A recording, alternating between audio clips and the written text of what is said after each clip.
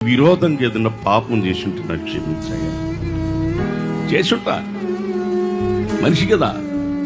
మన నీతి క్రియలు దేవుని దృష్టికి మురికి పేలికలతో సమానం. చేసి ఉంటా, మనిషిని కదా.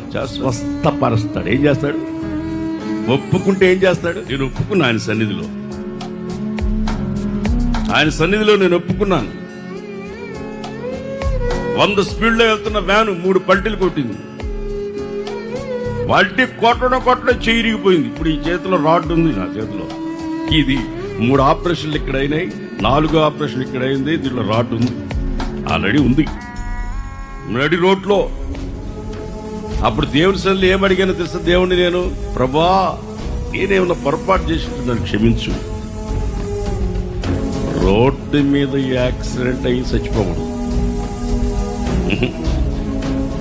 నేను ఇల్లు వదిలిపెట్టి వచ్చి ఇప్పటికి 31 సంవత్సరం అయింది.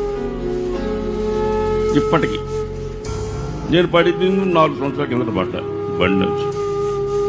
అప్పుడు దేవుని సన్నిధిలో ఏమడిగాను తెలుసా? ప్రభా ఇంత సేవ చేసి దిక్కులేని రోడ్డు మీద సాగకూడదు. సమర్పించుకుని సన్నిధి కూర్చున్నా. నీ ముఖం తప్ప నాకు ఇంకేం తెలియదు. కత్తిలో ఆడుకుంటానయ్యా. చనిపోతే రోడ్డు మీద చచ్చిపోకూడదయ్యా. వాక్యం చెప్తా స్టేజ్ మీద పడిపోతే చాలు. పాట పాడతా గుండా